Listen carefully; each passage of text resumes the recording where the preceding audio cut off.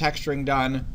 This can really be done at any stage, and sometimes as you're working, you may want to, like your boss may say, hey, I need to see where you're at. And then you could render some stuff out, put some quick stuff together just to show him, and then give it off to him. So that's where that's going to be at. All right, so all the rendering is going to happen under this render menu. But the render menu is a bit different than Maya's render menu. So one of the things that we deal with is the document size. Like if you're working in Photoshop or you're working with Illustrator, typically you go to File, New, and you make a document that's the size you want to work on that document. ZBrush, it has a default size. We need to adjust that default size. So I'm going to go over by the document, and you'll see that the original size here is only 900 pixels by 600, which doesn't give us a lot of resolution. It gives us a pretty small image, especially if we wanted to print something. This is only like 3 inches tall, right, or wide, so it's like that big. So what I'm going to do is I'm going to go into here, and I'm going to turn off the constrained proportions, and then I'm going to type in, for the video, I'm going to type in 1200 by 1500. You would type in 2400 by 3000. That way we're getting basically an 8 by 10 sized image that we could render out. Okay, so you're going to do 2400 pixels wide, 3000 pixels tall, and that'll be a nice size image. Again, it's going to go slower than mine. I may even take mine down further, but it'll be good. All right, so there's that size. Now, if I hit resize and I hit yes, you're going to see that my guy gets distorted. Okay, the reason he's getting distorted is because it just resized that document. It basically like squished him and stretched him out. So what I have to do is I have to redraw my guy inside here. So I just click and drag. There's my guy, and then I can go to color and say clear. Oops, I didn't hit edit first. Hit edit first, then go to color and say clear, and then it'll be gone. Okay. So now my document should still be at 1200 by 1500, which it is. I'm not seeing the full image inside here. Obviously, if this is 1200 wide by 1500 tall, the tall should be obviously bigger than the wide because that's what I set it up to. So I'm going to do this actual size, or not actual size, the AA half. And what this does is it automatically kind of fits everything so that it is proportionately correct. And I can zoom in then and kind of fit my character to the screen. So this black area here, this area, is what's going to render. So what I want to do is find a nice pose. Something like that, obviously no. Something dead on is kind of a no. So something usually in a 3/4 is a good shot to get at. You could kind of shoot him from below or shoot him from above if you're trying to get something a little bit more dynamic. We also have, in our rendering menu, where's it at? Render properties. Yes, yes, no. I just lost where it was. Maybe it's not there. My screen is also really small, so some of my stuff is not where it usually is. Let me make this a little bit smaller here and stretch this out. Look. All right, so I'm trying to get to.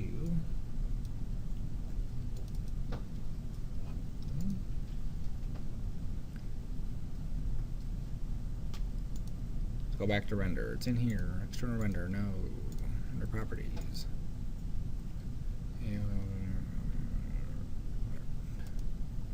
Oh, no, sorry. It's under document. That's where it is. Nope, it's under draw. Right here. Angle of view. So, I saw it somewhere. This angle of view is how much perspective we have on this guy. So as we click and drag, you can see how I'm distorting some of his features, or if I go the other way, I'm kind of flattening out some of his features. So the default is 30. You can kind of play with it to get different results. Obviously, if you wanted something that's a little bit more exaggerated or stretched out, you can play with that a bit further. We could also turn off perspective if we wanted to. So now there's no perspective on the guy. Now there is perspective on the guy. Typically, you want perspective so that it looks like there's perspective. All right, so I'm just basically finding a good angle to kind of render him out at. All right, so let's say that's good there. All right, so now what I want to do is I have, turn that. under my render button, you'll see in each one of these menus there's this little like gear on the top left. And what that does is it basically docks that menu off to the right so you can get back to it. So if I click that, now my render stuff is here, and I don't have to keep going up here to try to pull it down and play with it.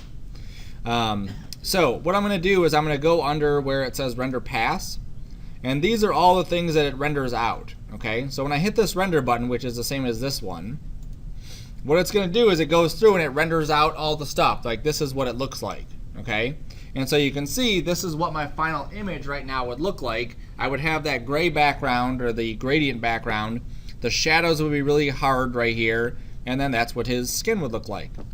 I also get these other passes, like here's a depth pass, here's a shadow pass.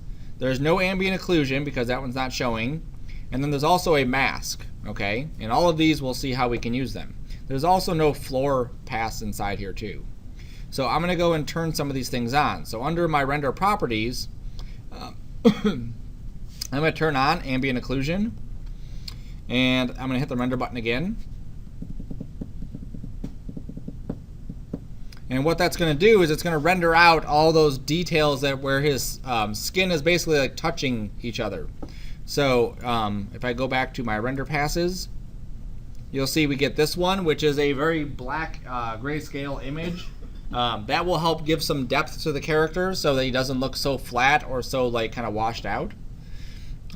We still don't have a floor in here, so under my draw, there's a floor. If I click on the floor and then I hit the render button again, what it's going to do is it's going to render out my character with a floor. Okay, and what it means by that is that it should have, let me hit that button again, what it should have is some sort of shadow on the floor. I may have to tilt this a bit.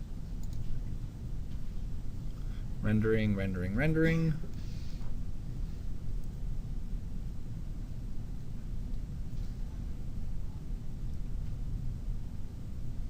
There we go. Okay, so now I have a floor that's rendering. The angle I was currently at was not one that we could see the floor, so it didn't render it.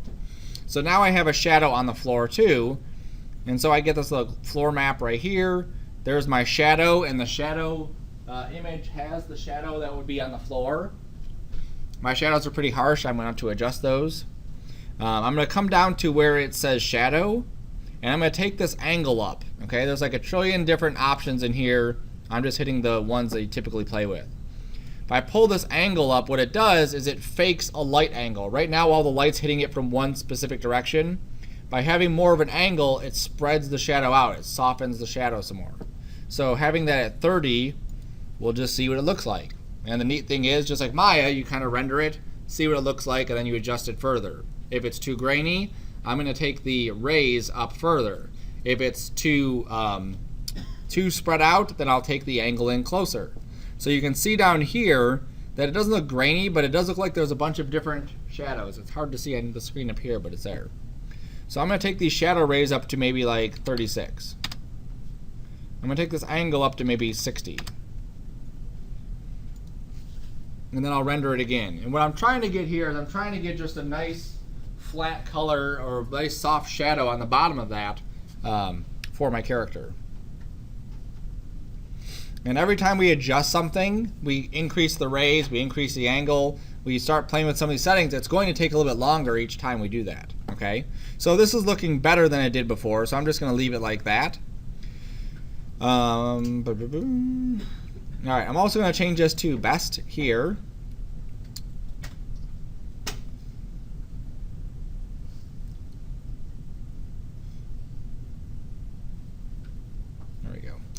Just so you can see what this does. This button here is while we're kind of like walking around or spinning around our scene, that's what it's going to update to. So right now it's still on preview, so I hit best, and what it's going to do is kind of get an in-between the preview quality and the final render quality. It's going to try to find that happy medium.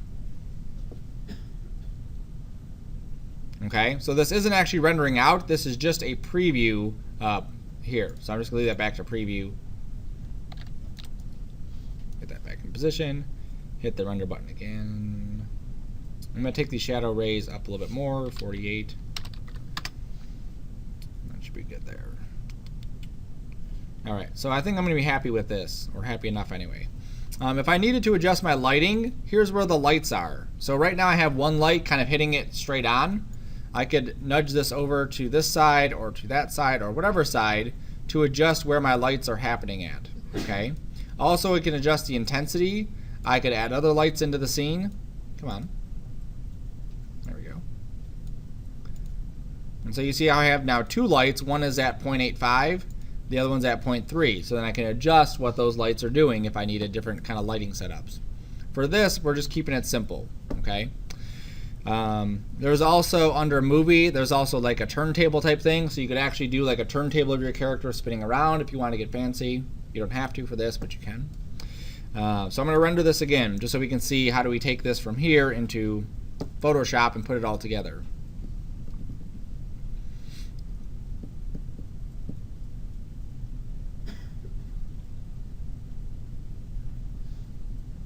There we go. Okay, so there's my final render of this that I want to take into Photoshop. And because I upped my lighting and changed some things, you can see that my rendering is a bit different than it was before. So I'm going to go under my render passes, and right now each one of these things is just right here. So what I need to do is click on it, and then it says, all right, well, here's your rendering. Where do you want to save that to? So I'm going to go into my images folder, and I'm going to call this from ZBrush. And I'm going to call this what it's called there. So shaded. I'll click on that one. I'll call it depth.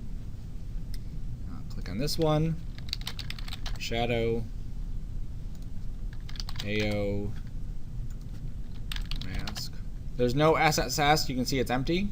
And then the floor. Now the floor one isn't a huge one because if you look at it, it's basically just a gradient. It goes from white to black. There's nothing fancy about it. So most of the time you don't need the floor one except just to kind of get that shadow on the floor. Okay, so now I'm going to go into Photoshop and I'm going to open up all of those images. So let me go to my P drive, 2510 work, images from ZBrush. There we go. Alright, so here are my images. And so what I'm going to do is I'm going to copy each one of these.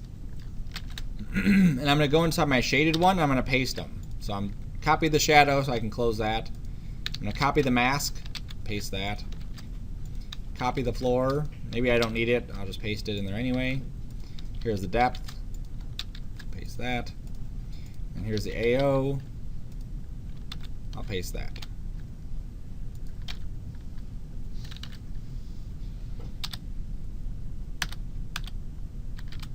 Where are my menus at?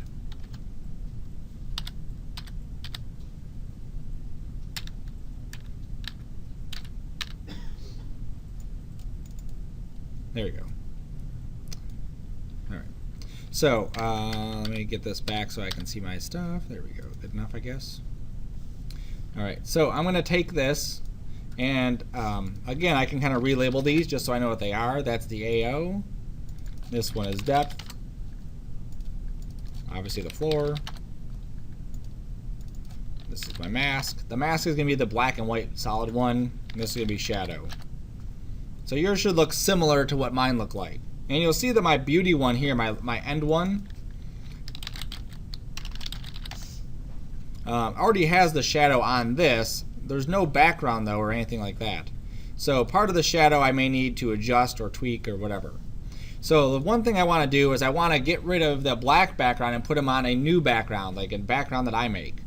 So I'm going to go to the mask and I'm just going to select all, copy it, and then on him I'm going to make a new layer mask and paste it. Oops.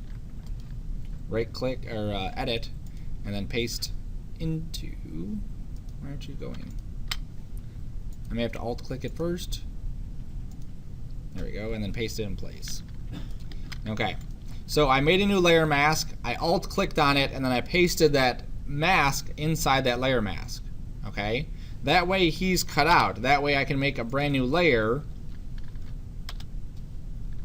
There's all my stuff.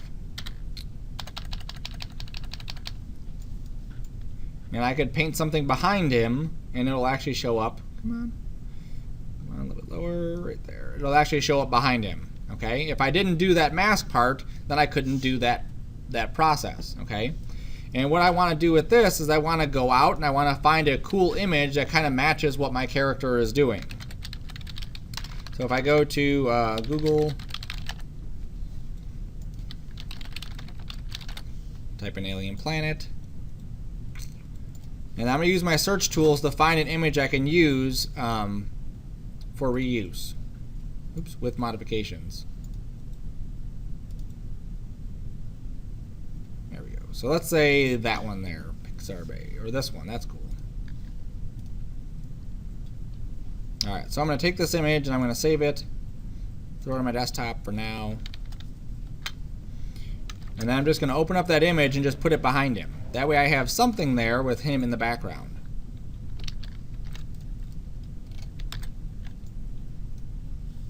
There we go. And I could, of course, adjust this just to kind of hit at a different angle. All right, so that looks kind of neat. Now let's play with some of the other stuff. So here's our shadow.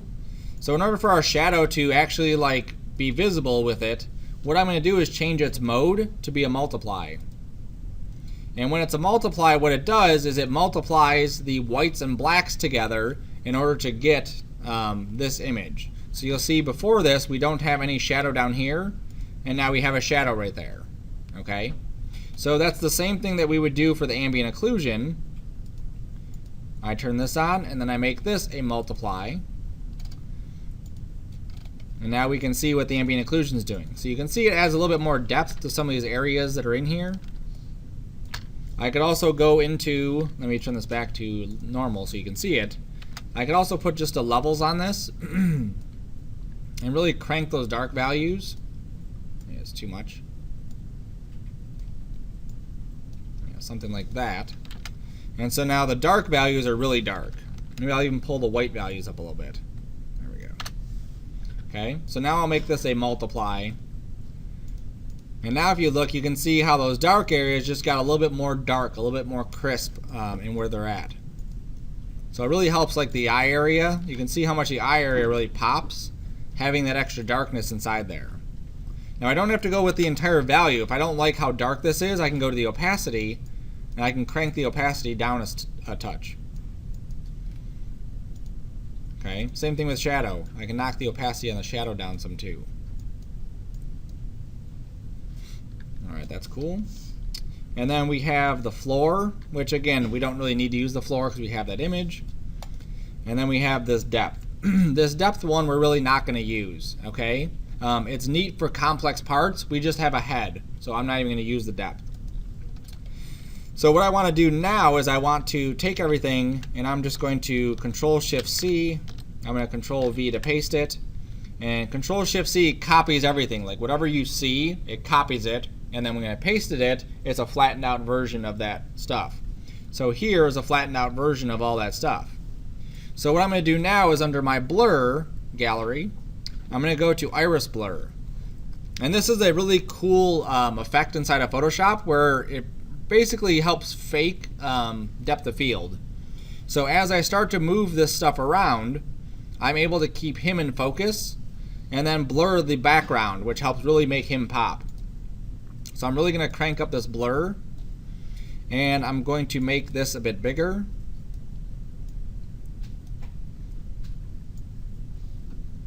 Like that. And a lot of the controls are right inside here, so if I go to this little bar and I pull that down, you can see how I can adjust the blurriness of it, which is really neat. I can grab these and pull these out so that he's a bit crisper and clearer. I could hold down Alt and drag in just one of these.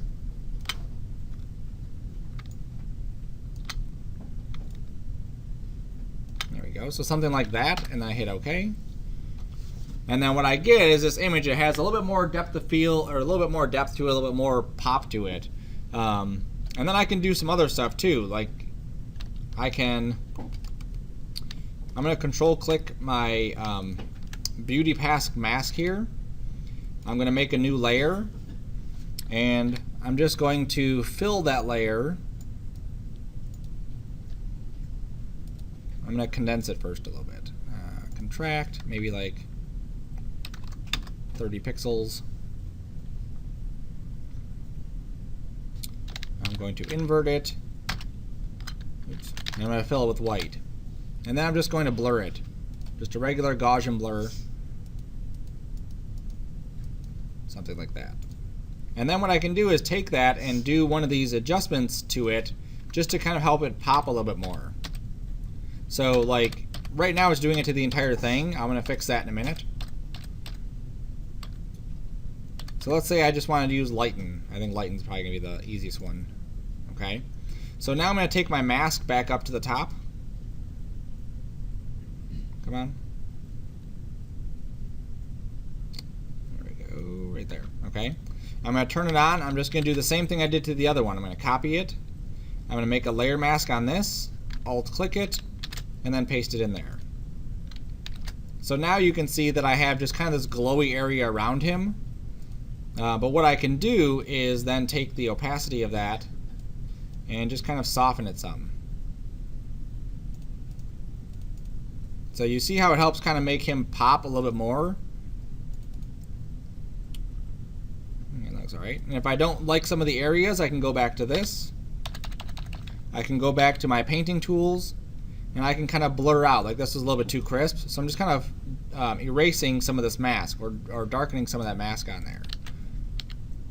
So in areas where I'm seeing I'm not liking the effect, I can just go through and just kind of paint that.